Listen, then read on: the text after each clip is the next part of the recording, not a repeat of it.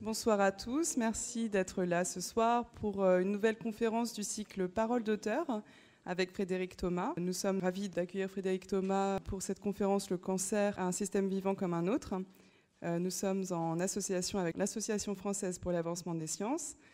Je vous présente rapidement Frédéric Thomas qui est biologiste de l'évolution, directeur de recherche au CNRS, basé au laboratoire maladies infectieuses et vecteurs, co-directeur du Centre de recherche écologique et évolutive sur le cancer. Vous avez reçu la médaille d'argent du CNRS en 2012. Je vous indique que l'ouvrage présenté ce soir, donc L'abominable secret du cancer, édité chez Humaine Science, est disponible à la vente. Et pour la prochaine conférence dans le cadre du cycle Parole d'auteur, ce sera le 6 mars avec Jean-Marc Lévy-Le-Boulon autour du tube à essai. Vous pouvez vous inscrire en ligne.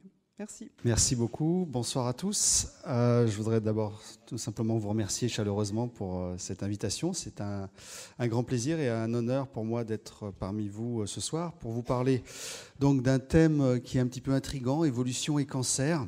Donc finalement, quels peuvent être les liens entre les sciences de l'évolution, donc la façon dont les espèces évoluent par sélection naturelle depuis des millions d'années, et puis le cancer. Donc un thème un petit peu intriguant et c'est donc ce que je vais vous raconter ce soir. Et je commencerai donc cette présentation en rappelant une citation célèbre d'un biologiste qui s'appelait Dobzhansky en 1973. Et ce scientifique avait dit « Rien n'a de sens en biologie si ce n'est à la lumière de l'évolution ». Et en fait, le cancer n'échappe absolument pas à cette règle. C'est même un pur problème de biologie évolutive depuis son origine même dans l'histoire du vivant, comme nous allons le voir ce soir, jusqu'à son développement en temps réel chez une personne qui est malade. Tout d'abord, qu'est-ce que c'est que le cancer ? Le cancer, ce n'est pas une maladie, c'est une famille de maladies. Il y a plus de 100 cancers différents qui se caractérisent tous par une prolifération anarchique de nos propres cellules qui vont donc se désolidariser du système collectif et coopératif que nous sommes. Elles vont ensuite évoluer. Elles se structurent en tumeurs qui sont capables de faire pousser des vaisseaux qui vont stimuler des vaisseaux pour apporter oxygène et nutriments à la tumeur. C'est une véritable manipulation, c'est-à-dire que les cellules cancéreuses sont capables de convaincre les cellules saines de faire pousser des vaisseaux pour être nourries, tout simplement, sans quoi la tumeur ne pourrait pas grossir. Et ensuite, par ces mêmes vaisseaux, certaines cellules partent pour former des foyers cancéreux secondaires dans l'organisme que l'on appelle donc les métastases et qui entraînent souvent le décès de la personne malade, tout au moins si elle n'est pas soignée correctement. Donc ce sont surtout les métastases qui tuent les gens. Ce ne sont pas les tumeurs primaires, sauf si elles sont vraiment mal fichues dans un endroit embêtant. Alors figurez-vous que le cancer, donc c'est ce qui est lié donc à cette évolution de nos propres cellules qui se désolidarisent, qui deviennent des cellules voyous dans l'organisme, eh bien les premiers papiers qui présentent le cancer avec cette vision évolutive ne sont pas récents. Ils remontent au milieu des années 70 avec un dans la prestigieuse revue britannique Nature en 75 et un dans celle qui est équivalente aux États-Unis, Science, en 76.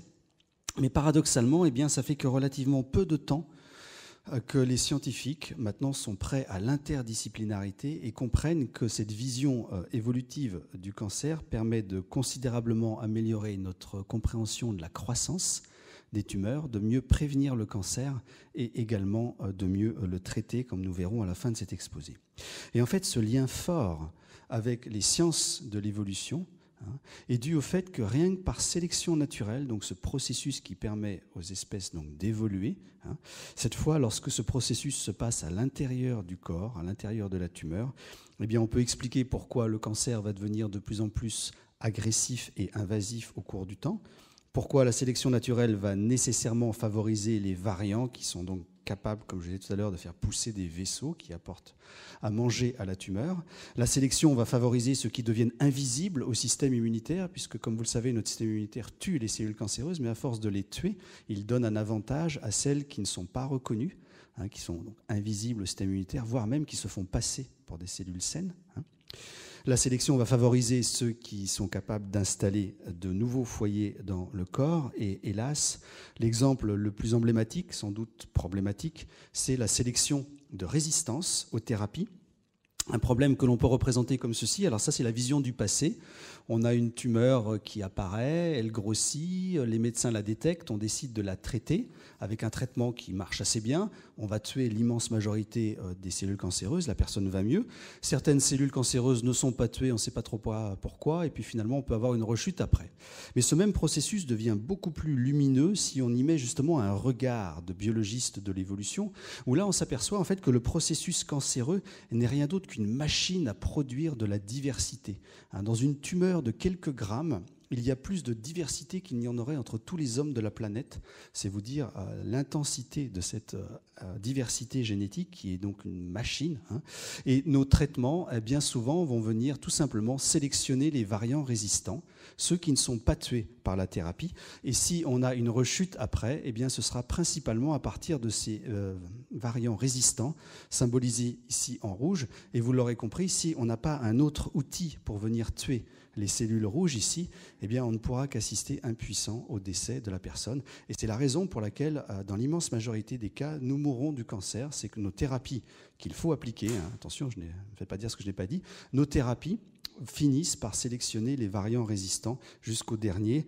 Et c'est la raison pour laquelle on se retrouve dans l'impasse. Mais au final, quelle est l'origine du cancer? Le cancer est connu dans toutes les classes de vertébrés. Et visiblement, ça ne date pas d'hier. On trouve par exemple des traces de cancer chez des dinosaures du Jurassique. Alors des cancers des os parce qu'on n'a accès qu'aux os, mais certainement qu'ils en avaient ailleurs aussi. Et le cancer est également connu chez des invertébrés tels que des mollusques, des insectes et même des hydres.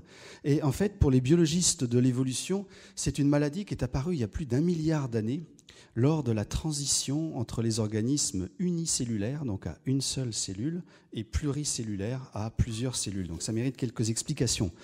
Ce qu'il faut savoir, c'est que la vie sur Terre, au début, a commencé par être unicellulaire, donc des organismes à une seule cellule. Il y en a plein d'ailleurs encore aujourd'hui, si vous regardez dans le plancton par exemple, il y a plein d'organismes unicellulaires. Et la vie est donc restée unicellulaire pendant même 2 à 3 milliards d'années, période pendant laquelle du coup il n'y avait pas de cancer. Parce que pour qu'il y ait un cancer, il faut qu'il y ait au moins 2 cellules ensemble et qu'il y en a une qui ne soit pas d'accord pour collaborer. Et puis, à la fin d'une période qu'on appelle le précambrien, la vie s'est complexifiée en organismes multicellulaires qui sont donc des sociétés de clones. Vous êtes par exemple des sociétés de clones, vous avez des milliards de cellules dans votre corps qui à la base ont toutes le même ADN et elles vont activer des parties différentes de ce même ADN pour faire fonctionner vos quelques 80 organes dans votre corps. Mais vous êtes quand même une société de clones. Donc les biologistes s'intéressent à ce phénomène et se disent mais pourquoi finalement la vie s'est complexifiée? Ça sert à quoi de faire des sociétés de clones puisque en plus ça donne des risques de cancer? Alors, il y a plusieurs explications, mais visiblement, celle qui est partagée par tous les scientifiques, c'est que le bénéfice déterminant de la multicellularité, c'est la répartition des tâches qui permet d'être beaucoup plus efficace. Si vous avez une seule cellule, eh bien, vous êtes obligé de tout faire. Imaginez, c'est comme un médecin qui serait obligé de tout faire, un médecin généraliste, son secrétariat et toutes les disciplines de la médecine.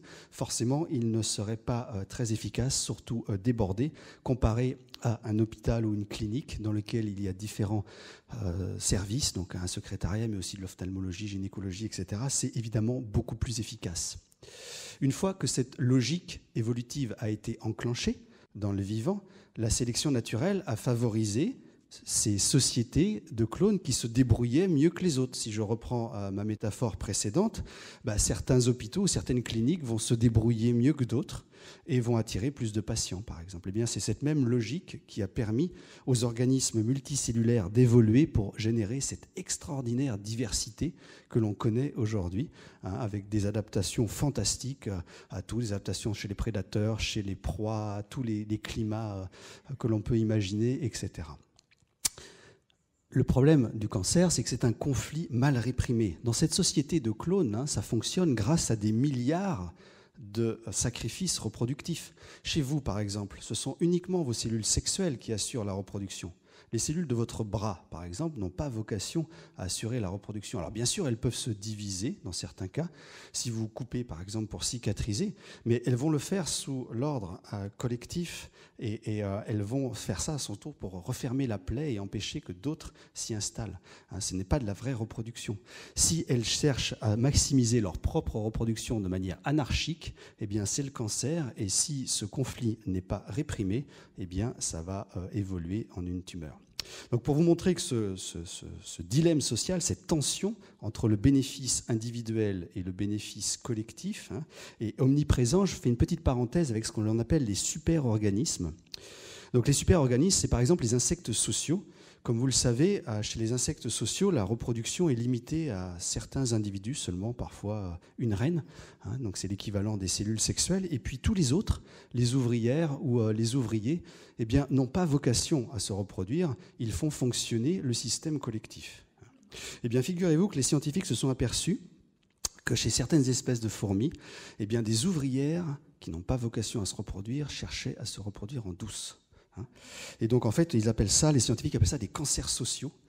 Donc, pour vous montrer que le problème existe partout, et au même titre que notre système immunitaire a évolué pour venir tuer les cellules cancéreuses, eh bien, figurez-vous que certaines fourmis sont spécialisées dans la recherche et l'élimination des ouvrières qui essaient de se reproduire en douce. Donc, elles les tuent ou elles mangent les œufs. Donc vous voyez que le problème, il est parfait, il est partout en fait, et même dans nos sociétés, il y a des petits tricheurs. On aime bien le système collectif, on aime bien mettre nos enfants à l'école, on aime bien être soignés à l'hôpital, on aime bien avoir tous les bénéfices, mais si on peut avoir une petite tricherie sans faire prendre, alors bon, ça peut être la redevance télé, qui va harceler le fisc pour absolument être imposé sur une somme qu'il a reçue en liquide. Ça peut être des tricheurs un petit peu plus poussés, on peut en parler les yeux dans les yeux, si vous voulez, par exemple. Il y a les groupes mafieux qui sont l'équivalent des systèmes métastatiques. Donc cette tricherie existe dans tous les systèmes collectifs pour la simple et bonne raison que le tricheur qui ne se fait pas prendre bénéficie du système collectif et de l'avantage de sa tricherie. Donc la multicellularité, pour évoluer, a nécessité donc la mise en place d'adaptations particulières. Comme je vous disais tout à l'heure, vos cellules sont socialement responsables. Elles ne se divisent que si elles reçoivent l'ordre extérieur et collectif de le faire, par exemple pour cicatriser. Si elles accumulent des anomalies, elles se suicident. C'est ce qu'on appelle l'apoptose. C'est-à-dire que l'évolution de la multicellularité a mis en place des programmes d'autodestruction des cellules qui deviendraient dangereuses. Et donc en fait, la mise en place de toutes ces adaptations s'est faite pendant des millions d'années, et comme je disais tout à l'heure, a permis cette extraordinaire diversification des organismes multicellulaires. Le problème de ces fantastiques adaptations, c'est qu'elles constituent aussi de terribles faiblesses dans nos génomes, des talons d'Achille dans nos organismes, puisque lorsqu'elles ne fonctionnent plus, quelle qu'en soit la raison, eh bien on a ce retour vers cet égoïsme unicellulaire ancestral. Je vais prendre une autre métaphore, c'est un petit peu comme les freins. Lorsque l'homme a été capable d'inventer les freins, on était capable de diversifier cette découverte sur plein de machines différentes qui avaient besoin de freiner, des vélos, des voitures, des avions, etc. Et donc ça a permis, cette découverte, une diversification terrible derrière. N'empêche que chez tous ces trucs qui ont besoin de freiner, eh bien, quand les freins ne marchent plus, c'est la catastrophe, c'est l'accident. Et bien là, c'est la même chose. La sélection naturelle a mis en place des barrières anti-cancer pour éviter l'échappement de clones à tendance égoïste. Et quand nos barrières naturelles ne fonctionnent plus, eh bien, on a donc un retour à cette unicellularité fonctionnelle. Et ces cellules vont évoluer en temps réel dans notre organisme. Et comme vous le savez, elles peuvent conduire jusqu'à notre décès. Alors les biologistes de l'évolution, comme moi par exemple, eh bien, on s'intéresse également à l'évolution des cancers transmissibles. Je dis bien des cancers transmissibles, donc contagieux. Vous avez sans doute entendu parler d'une autre catégorie de cancers qui sont les cancers ayant une origine infectieuse. C'est différent. Vous avez par exemple tous entendu parler des papillomavirus qui sont capables d'initier le cancer du col de l'utérus chez les femmes, notamment les sous-types 16 et 18. Peut-être vous avez entendu parler de cette bactérie, Helicobacter pylori, qui est capable de faire dérailler les cellules et d'induire des cancers de l'estomac, ou encore les hépatites B et C qui sont responsables d'un grand nombre de cancers du foie. Donc on est bien d'accord, dans ces situations-là, le cancer, lui, n'est pas contagieux. Ce qui est contagieux, c'est le microbe qui fait dérailler les cellules. hein. Eh bien, figurez-vous qu'il existe aussi des cancers qui sont directement contagieux, c'est-à-dire que l'agent infectieux, c'est la cellule cancéreuse elle-même, c'est elle qui se transmet d'un individu à l'autre. Donc, rassurez-vous, les exemples ne sont pas très nombreux, mais ils sont spectaculaires, et un sur lequel je travaille.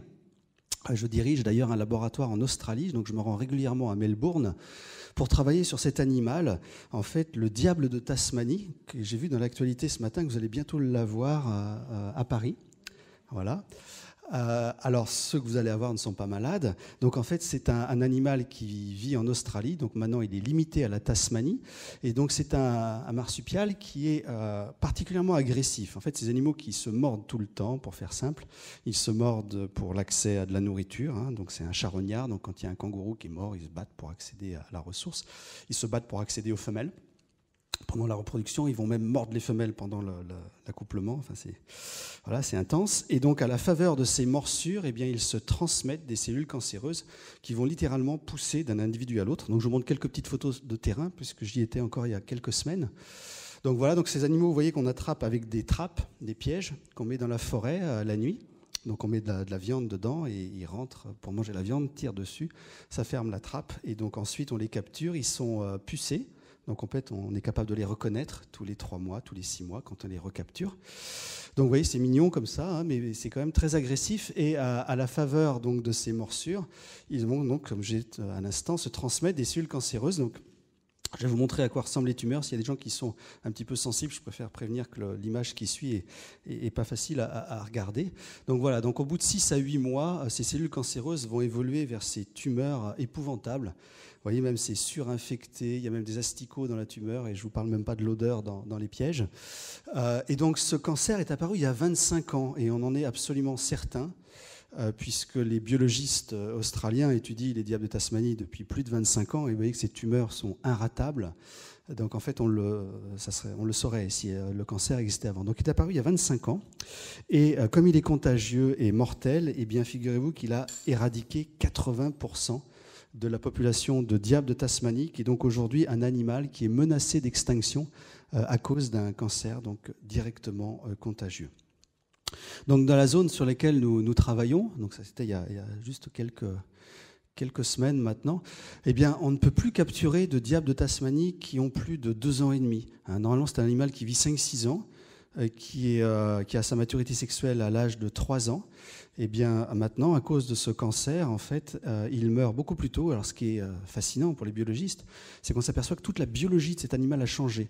Maintenant, il est mature sexuellement au bout d'1 an. C'est-à-dire qu'il va avoir un investissement très fort dans sa croissance, être mature sexuellement dès sa première année, se mordre, attraper le cancer et mourir souvent dans la 2e année. Un autre cas de ce caractère de cancer directement contagieux est un cancer sexuellement transmis chez les chiens. Cette fois, les biologistes estiment que les cellules cancéreuses contagieuses sont apparues entre 6 000 et 10 000 ans. Et plus récemment a été découvert un cas de leucémie chez des bivalves qui vivent aux États-Unis et au Canada. Alors, ce qui est absolument incroyable dans ce cancer contagieux, c'est que les cellules cancéreuses eh bien, sont capables de vivre dans l'eau de mer, d'un coquillage à un autre, exactement comme les stades finalement infectants d'un parasite. Et ce qui est incroyable aussi, c'est que ce cancer contagieux est capable de passer la barrière des espèces, capable d'infecter 4 à 5 espèces de bivalves. Alors que les amateurs de fruits de mer comme moi se rassurent, il n'y a absolument aucun risque pour l'homme. Vous pouvez vous gaver de coquillages cancéreux, il n'y aura aucun problème. Ce qui nous intéresse, nous, biologistes de l'évolution, c'est d'essayer de comprendre quel est le parfait orage de circonstances qui fait que, entre une espèce donnée et un cancer donné, qui fait qu'une maladie qui normalement n'est pas contagieuse, comme le cancer, va soudainement basculer dans la contagion, ce qui est finalement une sorte de métastase inter-individuelle. Mais une fois que le processus est enclenché, c'est finalement une nouvelle forme de vie qui a été créée par le processus cancéreux, donc une vie parasitaire qui a sa propre évolution par la suite. C'est-à-dire que les cellules cancéreuses se sont affranchies du destin tragique qui est normalement de mourir avec leur hôte. Quand on a une tumeur qu'on décède, la tumeur va normalement disparaître avec nous, eh bien certains cancers ont trouvé la façon d'échapper à ce destin tragique. Alors hélas, lorsque l'orage parfait de circonstance est là, ce qui est le cas chez les diables de Tasmanie, on pourra en discuter après, eh bien, ce n'est pas un, mais 2 cancers contagieux qui sont apparus. Ça, c'est une très mauvaise nouvelle. Le premier est apparu ici, là, au nord-est de la Tasmanie. Donc, comme je vous disais, il y a 25 ans. Et il a ensuite diffusé dans toute la Tasmanie. Et la bonne nouvelle, eh bien, c'est que dans les zones où l'épidémie a été le plus fort, eh bien, les diables sont devenus résistants. Et on le sait puisque je vous disais qu'ils sont pucés, donc on les attrape. Et donc des fois on attrape des diables qui ont une grosse tumeur. Hein. On se dit, bon, la prochaine fois, sans doute, on ne pourra pas le capturer, il sera mort. Et en fait, on les recapture et il n'y a même plus de cicatrices, il n'y a plus rien. Hein. Donc en fait, ils ont, par sélection naturelle, après 80% d'éradication de la population, on a sélectionné des processus qui permettent de régler le cancer. Et ça, c'est extrêmement intéressant pour les biologistes. Et la mauvaise nouvelle, c'est que, hélas, il y a 6 ans, est apparu dans ce secteur-là de la Tasmanie un deuxième cancer contagieux qui, hélas, est en train de progresser en fréquence, en train d'avoir même les mêmes adaptations que le premier. Et s'il a le même impact sur les populations de diables, on peut être extrêmement inquiet quant à l'avenir de la conservation de cette espèce. Et donc les 2 cancers sont indépendants, hein, ce n'est pas le deuxième qui dérive du premier. On pourra en discuter après si vous le souhaitez. Alors les biologistes de l'évolution s'intéressent également à l'évolution de la vulnérabilité différentielle des espèces au cancer. C'est bien connu, toutes les espèces ne sont pas identiques par rapport aux risques cancéreux. Hein. Certains en ont clairement beaucoup et d'autres pas du tout. Alors les biologistes s'intéressent à cette question et cette question scientifiquement s'appelle le paradoxe de Peto. Vous allez voir que finalement c'est assez simple. L'idée de base consiste à dire si un cancer est avant tout dû à une seule cellule qui déraille, hein, eh bien, les animaux de grande taille, qui ont des milliards et des milliards de cellules, et des animaux qui vivent longtemps, comme les baleines, devraient être bourrés de cancer par rapport à ceux qui sont de petite taille et qui vivent pas longtemps. Hein. Donc les biologistes ont été regardés un petit peu dans les données, dans la nature, dans les eaux, etc. Et clairement, ce n'est pas le cas. C'est pour ça que c'est un paradoxe. Et l'explication à ce paradoxe, eh bien, c'est là encore l'évolution qui propose que les organismes de grande taille et longévifs comme les baleines n'ont pu perdurer sur des temps évolutifs si on les a encore aujourd'hui parmi nous. C'est parce que indirectement, la sélection naturelle les a dotés de mécanismes permettant de gérer les problèmes cancéreux. Ça veut donc dire que certaines espèces possèdent des secrets naturels contre le cancer. Et bien sûr, pour les biologistes, c'est extrêmement intéressant d'aller rechercher dans l'ADN, dans la physiologie de ces organismes, quels sont ces secrets, puisqu'ils pourraient être à l'origine de nouvelles thérapies pour nous. Alors, à côté de la sélection naturelle, on peut rêver, en tout cas moi ça me fait rêver en tant que scientifique, à l'idée de faire de la sélection artificielle, de l'évolution expérimentale pour essayer de faire apparaître au laboratoire des nouvelles solutions anti-cancer. Alors comment ? Par exemple, en prenant les populations d'une espèce donnée, en les soumettant à des grosses doses de mutagènes, certainement qu'au cours du temps, eh bien, beaucoup ne vont pas encaisser le choc. Hein. Par contre, si certaines populations arrivent à survivre malgré ce traitement très agressif, eh bien, ça vaut le coup d'aller rechercher qu'est-ce que l'on aura sélectionné au laboratoire comme solution. Peut-être que l'on va sélectionner des solutions qui existent déjà dans la nature. Par exemple, on sait que le secret de l'éléphant, pour ne pas avoir plus de cancer que nous, malgré une plus grande taille, vous en conviendrez, eh bien, c'est d'avoir 20 paires de copies d'un gène suppresseur de tumeurs, là où chez nous, humains, il y a seulement une paire. Hein. On peut bien sûr rêver, surtout si on utilise des quantités de mutagènes bien plus importantes que celles qui existent dans la nature, on peut rêver à l'idée de faire apparaître carrément des nouvelles solutions inédites dans le vivant qui pourraient, là encore, être à l'origine de nouvelles thérapies. Vous imaginez bien que ce n'est pas un simple problème de taille et de longévité. Les biologistes montrent aussi que le statut écologique des proies ou des prédateurs est important pour comprendre l'évolution de la résistance au cancer. Un petit rongeur, par exemple, dans la nature, bien sûr qu'il peut mourir d'un cancer. Mais en fait, il va mourir d'un cancer seulement s'il ne meurt pas auparavant d'une autre cause, plus probable, hein, telle qu'un prédateur, une maladie infectieuse ou au contraire un événement écologique. Donc en fait, même si en théorie il peut mourir du cancer, ceci ne va pas arriver très souvent. Donc ce n'est pas la peine d'aller rechercher chez ce genre d'espèces des barrières naturelles fortes contre le cancer, tout simplement parce que ça ne lui sert à rien. Donc l'évolution ne l'a pas doté de mécanismes pour gérer le cancer, en tout cas comparé à d'autres espèces telles que des super prédateurs ou des animaux qui n'ont pas de prédateurs, où là, cette fois, eh bien, le différentiel de valeur sélective entre les individus a plus de chances de se faire sur la capacité à résister à des maladies chroniques comme le cancer. Les biologistes de l'évolution apportent également un éclairage par rapport au timing d'apparition des cancers au cours de la vie. La plupart des cancers sont cancers, par exemple, du sein, colorectal, poumon, prostate, sont toutes des maladies qui surviennent dans la deuxième partie de la vie. Alors vous allez me dire, il y a des cancers chez les enfants. C'est vrai, bien sûr. Mais aussi dramatiques qu'ils soient, ils sont relativement rares par rapport aux autres cancers. L'immense majorité des cancers surviennent dans la deuxième partie de la vie. Et c'est bien ce qui avait horrifié Charles Darwin avec ses théories sur l'évolution. En fait, tous les problèmes de santé qui surviennent après la phase de reproduction sont évolutivement neutres. Ça ne va pas changer grand-chose au nombre de descendants que vous allez laisser si vous avez une sale maladie à 65 ans, 75 ans ou 85 ans. Donc en monnaie darwinienne, n'oubliez pas que la sélection naturelle favorise la reproduction, favorise toutes les stratégies qui permettent de laisser plus de descendants que les autres. Eh bien, en monnaie darwinienne, eh bien, ça ne sert plus à grand-chose. Donc ça ne me fait pas rire non plus parce que je rentre dans cette période moi aussi. Voilà. Et donc à côté de ce phénomène, j'ai envie de dire, idiot de ces naissances, on a des mécanismes plus complexes, dont un au nom barbare de pléiotropie antagoniste. Je vais vous l'expliquer, vous allez voir, c'est assez simple. La pléiotropie antagoniste, c'est quand vous avez un gène qui a deux effets. Un effet positif en début de vie et un effet négatif par la suite. Si l'effet positif est très fort, la sélection naturelle va retenir ce gène pour ce bénéfice, même si, hélas, il vous confère une sale maladie plus tard. Un exemple, et ça va devenir très lumineux. Chez ce petit poisson, du genre Xiphophorus que vous trouvez au Mexique, eh bien, dans la nature, les mâles souffrent souvent d'un mélanome, donc un cancer mortel du tégument. Et en fait, les gènes, les mutations congénitales qui sont responsables de ce cancer vont conférer aussi aux poissons une très bonne croissance en début de vie. Donc il y a un avantage, ils vont grandir plus vite que les autres.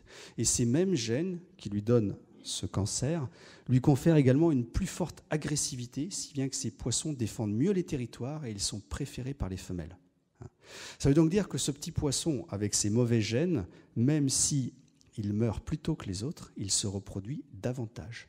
Et donc il transmet évidemment ces mauvaises mutations à la génération suivante.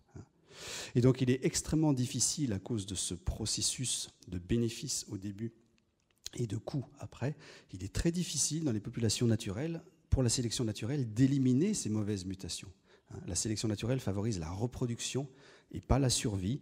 Et donc là, on a hélas une mutation qui confère une maladie, mais qui va conférer un avantage avant. Donc on soupçonne que ce genre de processus pourrait exister chez l'homme. Par exemple, il est connu que des excès de testostérone quand on est jeune, au moins par le passé, pouvaient favoriser le succès reproducteur, en renforçant les motivations de reproduction, en renforçant l'agressivité entre mâles. Et certains travaux montrent aussi que des excès de testostérone, plus tard, hélas, dans la vie, favorisent aussi le cancer de la prostate. Voilà, donc on pourrait être victime aussi, nous, de ce mécanisme, la pléiotropie antagoniste. Alors, à côté de toutes ces grandes généralités, il y a toujours des exceptions intéressantes, et une de taille, eh bien, c'est le ratopes-glabre, qui est un animal qui est totalement résistant au cancer. Vous voyez qu'il y a toutefois un certain prix esthétique à payer. Donc c'est un animal fascinant à plein de niveaux. Il est gros comme une souris, vous voyez, il tient dans une main. Et alors qu'une souris va vivre 2, 3 ou 4 ans, grand maximum, le ratopes-glabre peut vivre jusqu'à 30 ans, ce qui est absolument incroyable pour un animal de cette taille. Et donc figurez-vous qu'il n'a pas de cancer, donc c'est un animal qui est très surprenant aussi. Il vit dans des galeries souterraines en Afrique, et c'est un animal qui est également eusocial, c'est-à-dire que comme les fourmis, il y a une reine tyrannique qui se reproduit, et tous les autres sont des ouvriers qui passent leur journée à creuser des galeries et ramener de la nourriture et nourrir les petits. Voilà, donc beaucoup de recherches sur le ratopes-glabre pour essayer de comprendre son secret. Et peut-être qu'un jour, finalement, on nous soignera grâce au secret du ratopes-glabre. On soignera nos cancers avec ça. Les biologistes de l'évolution s'intéressent également à la vulnérabilité différentielle de nos organes au cancer. Là encore, c'est bien connu, tous nos organes ne sont pas identiques par rapport à cette maladie. Il est par exemple fréquent d'avoir un cancer du sein ou un cancer de la prostate, et beaucoup plus rare d'avoir un cancer du pancréas ou un cancer du cerveau. Alors il existe un débat à l'heure actuelle entre les scientifiques pour savoir à quoi c'est dû. Est-ce que c'est principalement dû à des causes intrinsèques ou des causes extrinsèques? Alors les causes intrinsèques, c'est par exemple le nombre de cellules souches en division dans un organe. Plus il y a de cellules qui se divisent, plus on peut penser que certaines vont faire des erreurs de recopiage au niveau de l'ADN et qu'un cancer a des chances de démarrer. Et les causes extrinsèques, c'est plutôt l'exposition à des polluants. Par exemple, votre peau et vos poumons sont en constante interaction avec les polluants. Tout à l'heure, j'ai parlé de ces agents infectieux qui pouvaient nous donner le cancer, comme les papillomavirus. Donc souvent, ils vont cibler un organe. Alors, bien sûr que c'est un débat qui est extrêmement important parce que si c'est que des causes intrinsèques, ça veut dire que c'est de la malchance. C'est-à-dire qu'on peut fumer, on peut boire, on peut faire n'importe quoi, ça ne changera rien, quasiment. Alors que si c'est des causes intrinsèques, attention, là, ça veut dire qu'il faut avoir un mode de vie qui soit plutôt à limiter les risques de mutation. Donc c'est pour ça que ce débat est très important avec les scientifiques à l'heure actuelle.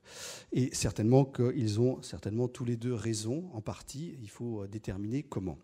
Nous pensons toutefois qu'il y a une cause évolutive à cette vulnérabilité différentielle de nos organes. Donc c'est une hypothèse que nous avons publiée il y a quelques années sur l'écologie évolutive des organes. Donc en gros, pour faire simple, tous vos organes dans votre corps, ils sont utiles pour vous faire fonctionner. Mais certains sont plus importants que d'autres pour vous garder en vie et capable de vous reproduire. Par exemple, vous risquez d'avoir un problème beaucoup plus sérieux si ça flanche au niveau du cœur, du cerveau ou du pancréas par rapport à un problème à la vésicule biliaire ou à la rate. De façon similaire, certains organes sont grande taille, en 2 copies, et l'évidence montre que certains arrivent finalement à fonctionner pas si mal que ça, même si une seule des copies est fonctionnelle. Vos organes reproducteurs, ils sont indispensables à votre reproduction, mais ils ne sont absolument pas indispensables à votre survie. Les eunuques, ils vivaient très bien, plus longtemps même. Peut-être un peu déprimés, mais en tout cas, ils vivaient plus longtemps. Et donc l'hypothèse classique en médecine qui consiste à dire que la sélection naturelle a façonné le corps pour maximiser la santé et la longévité est classique, mais clairement est fausse. Nous sommes avant tout le résultat de la sélection naturelle qui favorise la propagation des gènes et pas la survie. Rappelez-vous ce petit poisson du Mexique, il vit moins longtemps que les autres, mais il se reproduit plus. Et dans ce cadre-là, on s'attend à ce que les organes les plus importants dans notre corps bénéficient de niveaux de protection supérieurs. Et ça pourrait contribuer à l'idée pour laquelle le cancer du cerveau, du pancréas est beaucoup plus rare que d'autres cancers. Donc plusieurs laboratoires travaillent sur ces hypothèses dans le monde, y compris le mien, où nous avons des souris, on étudie l'accumulation des processus cancéreux dans les différents organes. Et en fait, il faut bien avoir à l'esprit, ce que je vais dire là est très important, que le monde ne se divise pas en deux, entre les individus qui ont un cancer et les individus qui n'ont pas de cancer.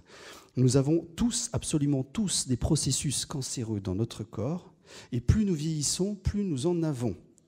C'est la conclusion à laquelle un nombre croissant d'études arrivent, donc des études faites sur des autopsies de gens qui se sont tués en voiture, par exemple, ou qui sont morts pour d'autres raisons.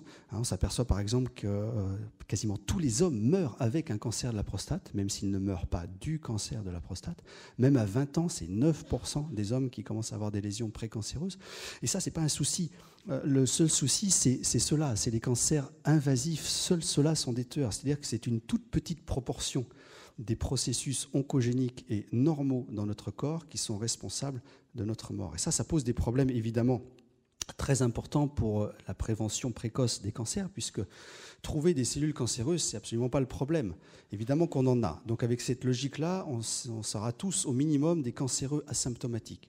Le vrai challenge, c'est d'aller déterminer lesquels dans cet iceberg, surtout maintenant, avec les moyens d'imagerie, on serait bientôt capable de voir la totalité de l'iceberg.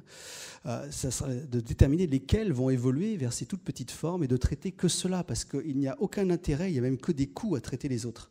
Si vous retirez, par exemple, chez quelqu'un une tumeur qui aurait dû tuer cette personne à 210 ans, ça ne sert à rien. Il y a un coût économique, il y a un coût psychologique aussi, puisque la personne va rentrer chez elle après en étant persuadée qu'elle avait un cancer. Donc vous voyez, il y a vraiment un débat très important à avoir sur... Alors je vais y revenir à la fin, il y a des scientifiques qui travaillent à présent pour essayer de déterminer lesquels il faut retirer et lesquels on peut garder. Les biologistes qui s'intéressent à l'interface entre les sciences de l'écologie et de l'évolution sont fascinés par la similarité entre le processus de généralisation des cancers, hein, et les espèces invasives. Comme vous le savez fort bien, et l'actualité est là pour nous le rappeler, avec la mondialisation des échanges, on a quasiment tous les jours sur la planète des espèces qui n'ont rien à faire, qui débarquent chez nous. Hein, donc l'immense majorité ne vont pas réussir à s'installer. Malheureusement, parfois, ils arrivent à s'installer. Et lorsqu'elles s'installent, elles occasionnent souvent des problèmes écologiques ou sanitaires majeurs.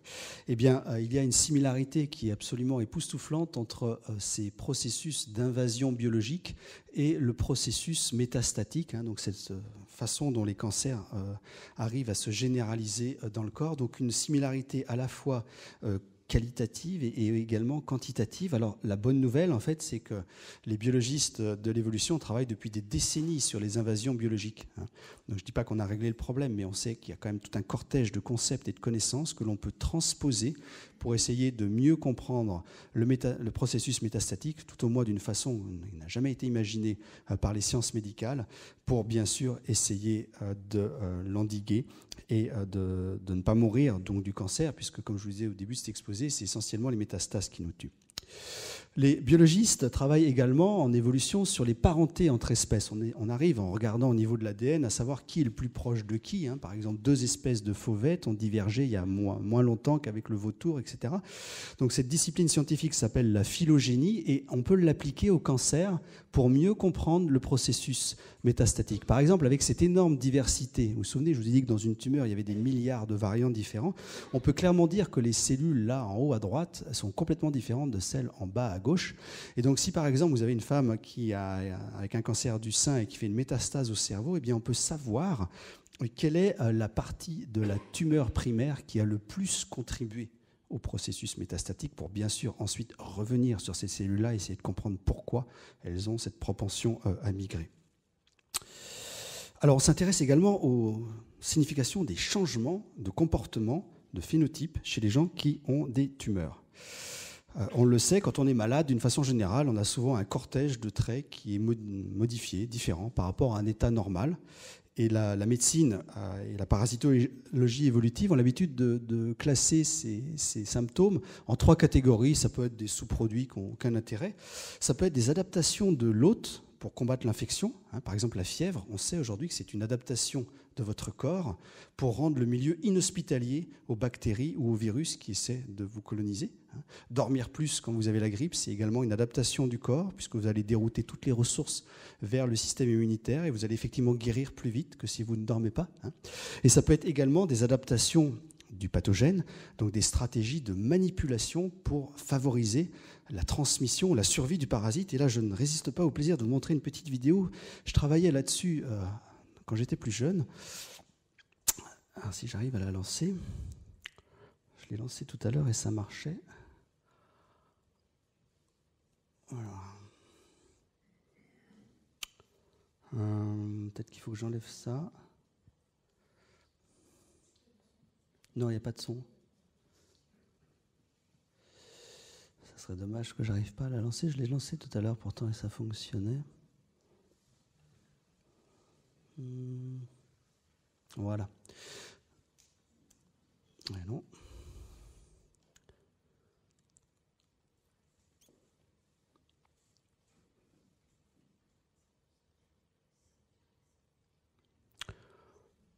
Voilà, donc vous avez ici un insecte, c'est plutôt un ver déguisé en insecte. Donc ce ver a mangé tout l'intérieur du grillon sans le tuer et il est capable donc de manipuler le comportement de l'insecte pour l'obliger à se suicider en sautant dans l'eau parce qu'en fait ce ver finit son cycle dans l'eau, il se reproduit dans l'eau. Et donc là, il n'est pas dans le tube digestif, il est dans la cavité générale, il va donc faire un trou pour sortir. Et donc c'est précisément ce qu'il fait, et c'est par cet orifice en pleine hémorragie qu'il va s'extirper de son hôte pour aller tout simplement faire l'amour, tout de même un peu de poésie. Voilà. Et donc si vous intéressez aux sciences de parasitologie, il y a des dizaines, des centaines, même des milliers d'exemples comme ça, et j'ai envie de dire que quasiment tous les organismes parasites sont capables de manipuler à différents niveaux le phénotype, et donc le cancer, on le sait bien sûr, je vous l'ai dit tout à l'heure, était capable déjà de manipuler le micro-environnement, puisque la tumeur est capable de convaincre les cellules saines d'apporter à manger. Donc déjà c'est une manipulation au niveau du micro-environnement. Mais on peut se poser la question de savoir si le cancer est capable de manipuler à d'autres niveaux nos comportements. Et donc, on ne sait pas grand-chose sur ce sujet-là, et tout ce qu'on sait éventuellement, c'est une fois que la tumeur a été détectée, alors que bien souvent, ça fait 5 ans ou 10 ans qu'elle est déjà là, et on ne sait absolument rien sur cette première partie. Donc, pour essayer d'apporter des éléments d'information par rapport à ça, j'ai une petite mouche, enfin j'en ai plusieurs, génétiquement modifiée dans mon laboratoire, donc une mouche qu'on appelle une drosophile, qui est donc la mouche la plus étudiée par tous les scientifiques du monde. On connaît tout dans son ADN, on est capable de changer des gènes exactement comme dans un jeu de Lego. Et donc là, on a fabriqué une mouche qui développe un cancer. On s'est fait plaisir avec un beau cancer fluorescent. Voilà. Et donc, on est capable d'induire le cancer chez cette mouche. Et comme on est capable d'induire le cancer, on est capable aussi d'étudier immédiatement, après l'induction du cancer, si la mouche a le même comportement ou pas, c'est-à-dire bien avant que le cancer apparaisse. Et on a trouvé des tas de différences au niveau du sommeil, de l'alimentation, etc. Et même de la reproduction. On s'aperçoit que les femelles qui ont un cancer, donc la courbe en rouge, eh bien, lorsque la maladie se déclenche, elles vont investir immédiatement plus de ressources dans leur reproduction immédiate avant de mourir plus tôt. Donc ça, c'est intéressant parce que c'était une réponse du monde vivant qui était connue par rapport à l'infection, notamment avec des parasites qui vont tuer ou castrer leur hôte. Si vous prenez par exemple les mollusques qui sont infectés par des trématodes, qui sont des parasites castrateurs, eh bien, le mollusque, dès qu'il est infecté, avant d'être castré, va balancer tous ses œufs. Donc il va maximiser ses efforts de reproduction immédiats avant donc de mourir. Et donc là, on a montré que ce genre de signal existe avec le cancer. On était très surpris de constater aussi, voilà. Donc les mâles, en fait, les mâles qui ont un cancer, figurez-vous qu'ils sont tellement motivés sexuellement que si on les garde entre mâles, ils vont même jusqu'à développer des comportements homosexuels avec ces petits trains. Voilà, que l'on voit uniquement dans les boîtes de cancéreux. Alors, je ne suis absolument pas en train de dire que quand vous avez un cancer, vous devenez homosexuel ou vice-versa, qu'on soit bien d'accord. Voilà. Je dis simplement que voilà, la motivation sexuelle est décuplée chez ces organismes. Et donc, ils vont... alors, si vous leur donnez des femelles, ils préfèrent les femelles. Un autre travail que nous avons récemment publié, donc je suis assez fier parce que c'était dans un très très bon journal, la revue Nature Communication, on s'est intéressé au rôle de l'environnement social sur la progression du cancer. Et on a eu des résultats absolument spectaculaires. Quand une mouche qui a un cancer est gardée toute seule dans son tube, eh bien le cancer va progresser très vite. Ce sont des insectes qui sont grégaires, ils vivent en groupe. Et le fait d'être seul, en fait, est vécu comme un stress par la mouche. Et les conséquences de ce stress, eh bien, c'est une moins bonne capacité à contrôler la progression de la maladie. Mais là où c'est intéressant, c'est qu'en fonction du statut de santé des mouches qu'on a pu ajouter comme collègues dans le même tube, eh bien, on n'a pas du tout la même réponse sur le cancer. Si on ajoute des cancéreux avec ce cancéreux, eh bien, le cancer de celui-ci va progresser, mais pas très vite. Alors que si vous ajoutez des individus sains, le cancer va progresser très vite, quasiment comme quand la mouche est toute seule. Du coup, ça nous a beaucoup intrigués. Donc on a filmé, on a fait des tas de calculs complexes, je vous passe les détails. Et en fait, on s'est aperçu que l'individu qui est malade, eh bien, même lorsqu'il est avec les autres, il est tout seul. Il est victime d'un isolement social. Et donc, du coup, la maladie progresse très vite. Alors, on s'est posé la question de savoir si une mouche, qui a quand même une psychologie limitée, était capable de préférer le groupe où la maladie allait avoir une progression lente. Et c'est effectivement le cas, tout au moins au début de la maladie, c'est-à-dire quand il y a encore quelque chose à faire en monnaie darwinienne, c'est-à-dire se reproduire, eh bien, la mouche est capable de préférer le groupe où la vitesse du cancer va être réduite. Plus tard, lorsque la maladie est avancée, elle s'en fiche complètement, elle n'est pas capable de choisir. Pour la dernière partie de l'exposé, j'ai décidé de vous parler des thérapies basées sur les sciences de l'évolution. Puisque vous allez me dire, c'est bien beau, les sciences de l'évolution, très intéressant de savoir d'où vient le cancer, quand est-ce que c'est apparu dans l'histoire du vivant, pourquoi certaines espèces en ont plein, que les ratopes n'en ont pas, etc. Mais in fine, la plupart des gens, lorsqu'ils ont cette maladie, ce qu'ils veulent, et c'est bien légitime, c'est être soignés. Et donc la question est de savoir, est-ce que les sciences de l'évolution peuvent contribuer à améliorer les thérapies? Et la réponse est oui, et je vais vous montrer quelques exemples. Donc je commencerai par rappeler que la principale raison pour laquelle nous mourons du cancer, c'est donc la sélection de résistance aux thérapies. On détecte une tumeur. Bien souvent, hélas, on s'aperçoit maintenant que même si le traitement n'a pas commencé, souvent il y a déjà des variants résistants dans la tumeur. Donc qu'est-ce qui se passe? On applique le traitement, la tumeur va diminuer, la personne va donc aller mieux, sauf que les variants résistants ne sont pas tués et vont devenir majoritaires, et ça c'est le scénario absolument cauchemardesque qu'il faut à tout prix éviter, puisque quand on est là, on ne peut plus rien faire. C'est finalement pas si étonnant que ça, puisque l'homme est un expert de tous les temps à vouloir tuer tous ses ennemis, avec des icides en tout genre, des rodenticides, des pesticides, des herbicides, etc. Et on le sait pertinemment, bien souvent, le résultat, c'est la sélection de variants qui sont résistants. Et donc, toutes les stratégies extrêmement agressives contre le cancer ne sont rien d'autre qu'un exemple dans une longue liste de stratégies martiales qui oublient complètement que l'évolution est une des forces les plus puissantes du vivant. Le cancer évolue, c'est donc une mauvaise nouvelle, puisque c'est parce qu'il évolue en temps réel dans l'organisme qu'il va contourner nos défenses naturelles, puis nos thérapies jusqu'à la dernière, et c'est la raison pour laquelle nous mourrons du cancer. Mais pour les biologistes de l'évolution, c'est une bonne nouvelle, en tout cas ce n'en est pas une mauvaise, que le cancer évolue, tout simplement parce que si le cancer évolue, ça veut dire aussi que l'on peut apprendre à guider son évolution pour l'amener justement là où il ne nous fera pas de mal, là où son impact sera minimal sur la qualité de vie. Et la bonne nouvelle dans cette perspective-là, c'est que les cellules cancéreuses, comme toute entité vivante, sont régies par sélection naturelle qui n'a pas d'objectif à long terme, il n'y a pas d'agenda. Le cancer n'a pas pour objectif de vous tuer. Il ne fait qu'optimiser sa prolifération par rapport à l'étape juste avant, mais sans objectif. Alors que bien sûr, nous, chercheurs, dans le cadre de notre stratégie, notre volonté, notre détermination, notre intelligence et j'en passe, on est capable d'essayer de mettre en place des thérapies qui vont donc guider l'évolution des cancers. Donc à ce jour, une bonne thérapie contre le cancer, c'est une thérapie qui tue le maximum de cellules cancéreuses sans tuer le patient.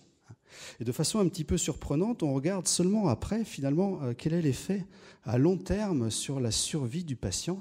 Et il n'y a pas une relation systématique entre le nombre de cellules cancéreuses que vous allez tuer et la survie du patient. Et la meilleure des démonstrations a été apportée par l'oncologue Robert Gatenby, qui a donc rejoint d'ailleurs récemment le laboratoire international que nous avons.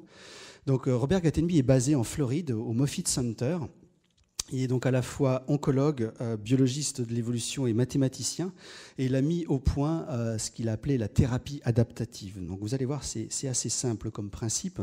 Si vous avez une tumeur ici avec des cellules qui sont résistantes, donc des cellules noires, et que vous appliquez une chimiothérapie extrêmement agressive, eh bien les cellules sensibles vont être tuées et les résistantes vont donc gagner 2 fois. D'abord parce qu'elles ne sont pas tuées et ensuite parce qu'elles n'ont plus de compétiteurs. Et donc ça, c'est vraiment la situation qu'il faut à tout prix éviter. Donc ce que fait Robert Gatenby avec la thérapie adaptative, il va utiliser toujours des chimiothérapies, il n'y a pas de problème avec les chimiothérapies, mais il va les utiliser de façon légère et régulière, de telle sorte qu'il va tuer seulement une proportion des cellules sensibles. Donc la tumeur, pour ainsi dire, ne va pas grossir, ou la métastase, tout simplement parce que vous allez un petit peu représenter ici, couper les branches. Et puis surtout, vous allez maintenir la compétition entre les cellules cancéreuses sensibles et résistantes. Ça veut dire quoi? Ça veut dire que toutes les cellules cancéreuses ne sont pas bonnes à tuer. Celles qui ne sont pas dangereuses et qui sont en compétition avec les plus dangereuses, eh bien, il est stratégique de les garder. Si vous ne pouvez plus tuer votre ennemi, laissez-lui des compétiteurs. C'est un petit peu l'idée. L'ennemi de mon ennemi est mon ami. Alors qu'on soit bien d'accord, ce genre de thérapie, ce n'est pas pour un cancer que l'on peut guérir d'un coup. Si vous avez ce qu'on appelle un carcinome in situ, c'est une tumeur qui n'a pas du tout commencé à diffuser dans l'organisme, évidemment que là, la chirurgie, et puis on ne va pas se gêner, et puis c'est réglé. Il y a plein de gens qui guérissent complètement du cancer. Cette stratégie-là, c'est davantage pour des cancers que l'on ne peut plus soigner. C'est-à-dire qu'arrivé à un certain stade, on ne sait plus soigner les cancers métastatiques. Par contre, la bonne nouvelle, c'est qu'on pourra bientôt dire aux gens, bon, ce cancer, on ne pourra pas le soigner, vous ne retrouverez jamais exactement la même vie que vous aviez avant. Par contre, avec le traitement qu'on va mettre en place, ce n'est pas ça qui va vous tuer. On va gérer ça de façon légère et durable, et ce n'est pas ça qui va vous tuer, vous pourrez vivre avec. Donc c'est la philosophie de la thérapie adaptative. Donc ce professeur a commencé évidemment avec des modèles mathématiques, il a testé ensuite ça sur des souris, et aujourd'hui il traite ses patients. Il a des très beaux résultats. Les derniers chiffres que j'ai pu voir, c'est par rapport au cancer donc, de la prostate métastatique, donc incurable. Avec les moyens conventionnels, l'espérance de vie de 13 mois, là il est rendu à 34 mois et les patients sont toujours vivants, hein, donc il n'y a pas de limite supérieure encore atteinte. Donc il est en train d'améliorer de jour en jour cette thérapie adaptative pour la mettre en place également sur d'autres organes du corps. Un autre exemple, je ne pourrais pas tous les prendre, mais un autre exemple, l'utilisation de fausses drogues, et une qui me passionne particulièrement parce que je travaille dessus avec ma collègue du CNRS, Marie Dutrex, qui est basée à l'Institut Curie, consiste à envoyer un faux signal aux cellules cancéreuses. Vous allez voir, c'est fascinant. Les cellules cancéreuses, elles sont extrêmement instables génétiquement et elles occasionnent des tas de dommages dans leur propre ADN, si bien qu'elles doivent en permanence le réparer, sans quoi elles ne pourraient même pas fonctionner elles-mêmes. Donc bien sûr, les médecins, quand ils ont découvert ça, ils se sont dit, super, on va les empêcher de réparer, comme ça on va les conduire, enfin elles vont se conduire toutes seules à un désastre génétique. Alors ça marche même très bien, jusqu'au jour où ça ne marche plus, parce que les cellules cancéreuses, tôt ou tard, arrivent à trouver une parade. Et d'une façon générale, j'ai envie de dire que toutes les stratégies qui sont basées sur l'idée de « on va les empêcher de », eh bien, arriver à un certain stade du cancer, sont toutes vouées à l'échec parce qu'il y a trop de diversité dans la tumeur et il y aura toujours une qui va trouver la solution. C'est un petit peu comme si on mettait toute la planète à moins 40 cette nuit, il y aura forcément un Inuit et un Polonais qui vont résister. Alors, nous, ce qu'on fait, au lieu de les empêcher de réparer, eh bien, on leur envoie un faux signal. C'est-à-dire que ma collègue de l'Institut Curie a mis au point une petite molécule qui fait croire aux cellules cancéreuses qu'il y a des problèmes sur son ADN. Donc on va les inonder de ce faux signal. Et donc sur ce schéma que j'ai volontairement simplifié pour cette conférence, on s'aperçoit que les cellules cancéreuses, au tout départ, vont essayer de réparer massivement. Ils vont amener des enzymes sur place, etc. Mais pour rien, puisque c'est une fausse drogue. Donc elles n'ont pas le bénéfice de la survie, elles vont s'épuiser à faire ça. Beaucoup vont mourir et la seule possibilité qu'elles aient de devenir résistantes à ce traitement, c'est d'arrêter de répondre. Exactement comme s'il y avait un détecteur de fumée mal réglé dans cette pièce. S'il sonne une fois, on va tous sortir en pensant qu'il y a le feu. S'il commence à sonner toutes les 20 secondes, vous allez gentiment continuer à m'écouter en disant « ce bazar est déréglé ». Et donc en fait, évidemment, vous prenez le risque de vous mettre en danger s'il y avait vraiment un feu. Et donc, du coup, cette réponse-là, en fait, elle est universelle dans le monde vivant. Les travaux, les modèles mathématiques, mais aussi l'écologie comportementale chez les animaux le montrent. Il y a toujours dans des groupes des fausses alarmes. Il y en a toujours un qui croit avoir vu un prédateur et qui pousse un cri d'alarme. Et c'est archi montré que lorsque le taux de fausses alarmes augmente, eh bien, le seuil au-delà duquel vous allez répondre augmente lui aussi, tout simplement parce que c'est coûteux de répondre pour rien, quitte à vous mettre évidemment en danger en cas de vraie attaque. Et c'est évidemment ce que l'on fait. Quand les cellules cancéreuses ne répondent plus, on envoie une vraie attaque. Et cette fois, dans nos expériences, en tout cas, ça nettoie tout. Donc pour l'instant, c'est dans des boîtes de pétri, mais on va passer sur des souris, et puis ça marche sur les souris, etc. Et le processus est enclenché. Les biologistes savent aussi très bien que des populations voient leur démographie complètement canalisée, tout simplement parce qu'ils sont pris entre deux contraintes. Chez ces petits rongeurs, par exemple, les populations ne grossissent pas parce qu'ils ont le choix entre un habitat où ils sont victimes de prédation par des rapaces nocturnes et s'ils veulent éviter cette contrainte, eh bien, ils vont dans un habitat où ils sont victimes de prédation par des serpents. Et donc cette double contrainte, en fait, elle est largement exploitée aussi en médecine, notamment par rapport au virus du sida. Et donc tout laisse penser que les cellules cancéreuses pourraient également être prises dans ce genre de double contrainte, tout simplement parce que ce ne sont pas ce qu'on appelle des démons darwiniens qui seraient capables de résister à tout. Si elles ont des forces par rapport à une thérapie, elles ont nécessairement des faiblesses par rapport à une autre thérapie. Et là encore, les sciences de l'évolution peuvent nous donner un éclairage sur l'ordre des thérapies combinées qu'on devrait utiliser. Donc là encore, ce sont des travaux du Moffitt Center qui sont en cours d'étude et basés sur les processus d'extinction des espèces. Que nous dit la biologie par rapport à ça ? On s'aperçoit que toutes les espèces qui ont disparu, c'est quasiment toujours le même scénario. On a une très grande population et ce n'est pas un seul événement qui va venir tout tuer. Les dinosaures, ce n'est pas une seule météorite qui a tout tué. Généralement, ce qui se passe, c'est que certes, on a un événement majeur, mais qui va tout simplement faire tomber la population en dessous de ce qu'on appelle un seuil viable. Et ensuite, eh bien, ce sont des tas de petits phénomènes qui n'auraient eu aucun effet sur la grande population, qui vont venir cette fois terminer le travail. Donc pour les dinosaures, ça peut être le manque de nourriture, les parasites, les infections, l'affaiblissement, etc. Donc si on transpose ça en termes de thérapie contre le cancer, eh bien par exemple, on peut avoir un premier strike qui consiste à diminuer la taille de la tumeur et diminuer sa diversité génétique, par exemple une chimiothérapie néoadjuvante, savoir arrêter le traitement même s'il fonctionne, ce que l'on ne fait pas à l'heure actuelle, un traitement qui marche, on le continue, hélas, jusqu'à la sélection de variants résistants, et ensuite de l'arrêter et d'avoir plusieurs autres thérapies qui, là encore, n'auraient eu aucun effet dévastateur sur la tumeur première, mais qui vont progressivement conduire la tumeur à l'extinction complète. Pour le professeur James de Gregory, qui est basé en Arizona, le problème du cancer, ce n'est pas un problème de mutation. Pas complètement de mutation. En fait, des mutations, il y en a plein. Si je prends votre bras, par exemple, qui est régulièrement exposé au soleil, et qu'on regarde un petit peu les cellules, vous allez être effrayé. Ils sont bourrés de mutations, y compris des mutations qui sont responsables de mélanome. Et pourtant, vous n'avez pas nécessairement de mélanome. Donc en fait, le vrai problème, ce ne sont pas les mutations. Le problème, c'est quand les cellules qui sont porteuses de ces mutations se retrouvent dans un environnement qui est favorable à leur prolifération. Et le corps change quand on vieillit, quand on modifie nous-mêmes. Et donc c'est un petit peu, notre environnement, c'est un petit peu comme si le paysage adaptatif était modifié. Et donc ces cellules qui sont porteuses de ces mutations peuvent se retrouver avantagées. Ça veut dire quoi? Ça veut dire qu'au lieu de traiter le cancer lui-même, il est certainement très astucieux, en tout cas ça a plein de bon sens au niveau scientifique, de traiter l'environnement dans lequel la tumeur se développe, pour essayer de rétablir des paramètres qui sont défavorables aux cellules cancéreuses. Le cancer nous tue parce qu'il évolue trop vite par rapport à notre durée de vie. Mais plutôt que d'essayer de tuer le cancer, on peut essayer de réduire sa vitesse de progression. Imaginez qu'on arrive à réduire par 2, allez par 3, la vitesse d'évolution d'un cancer. La plupart des cancers, ce ne serait plus un problème, ça vous tuerait à 160 ans, 170 ans, et donc tout le monde serait ravi d'apprendre qu'il y a une tumeur qui a priori va nous tuer à 170 ans. Donc il existe, ce n'est pas des paroles en l'air, il existe des tas de moyens, là encore, avec des médicaments, on est bien d'accord, on travaille au CNRS, on n'est pas là avec des tisanes à l'eucalyptus ou des choses comme ça.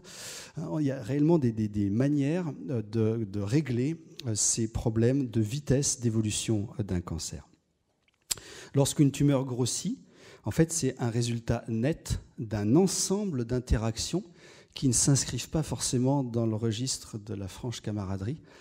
Dans une tumeur, il y a des tas d'interactions entre les cellules cancéreuses, même du parasitisme, de la compétition pour les ressources. Quand je vous parle de parasitisme, je vous dis tout à l'heure que certaines cellules cancéreuses étaient capables de faire pousser des vaisseaux.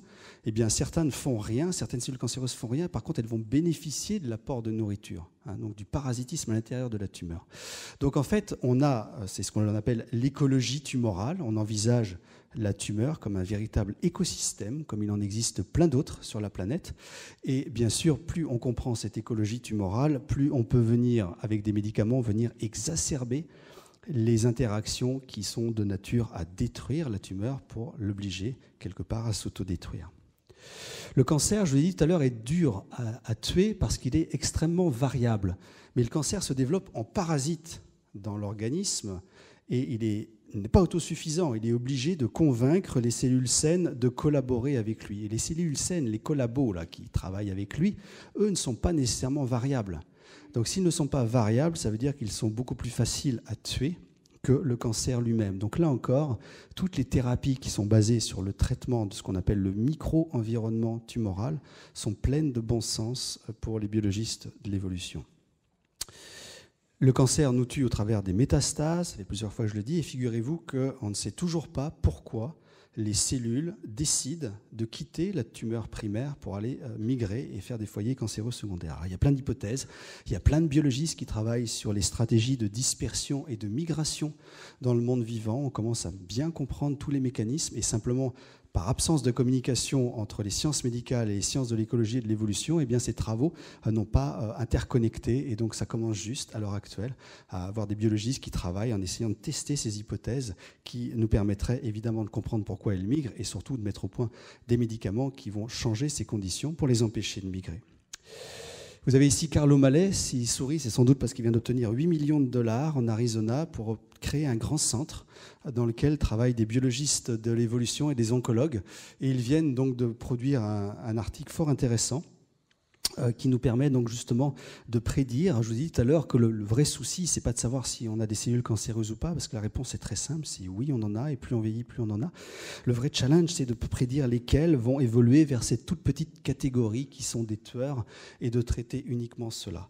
Et donc du coup, ils se sont penchés sur la biologie des tumeurs pour définir des indices écologiques et évolutifs à l'intérieur de la tumeur.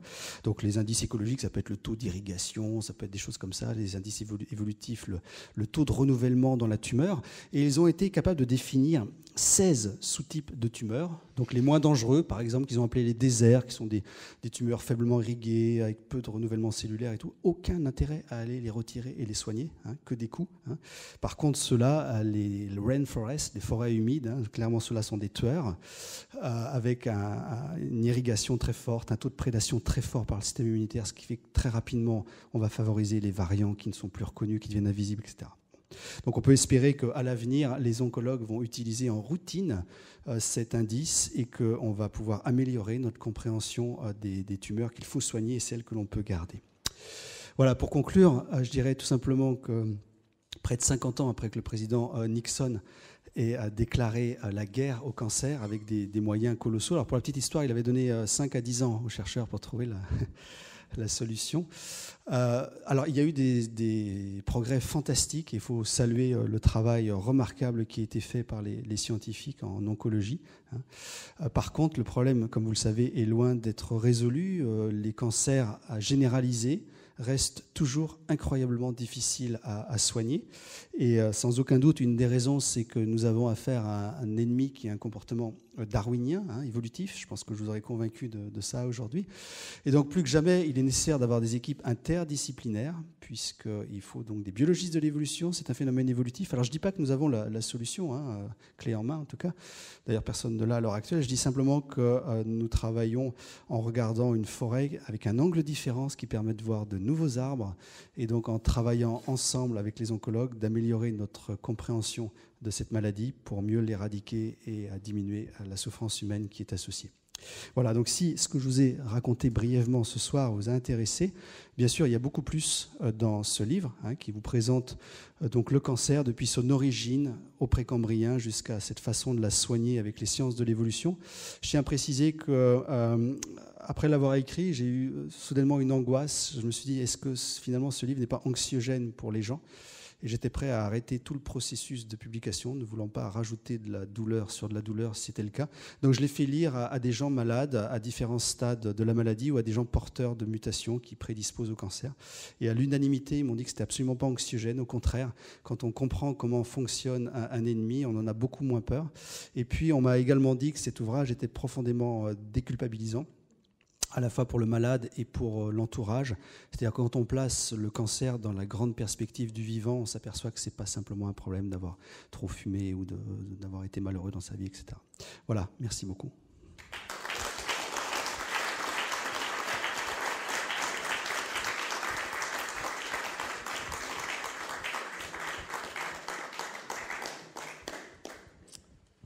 Il y a des questions.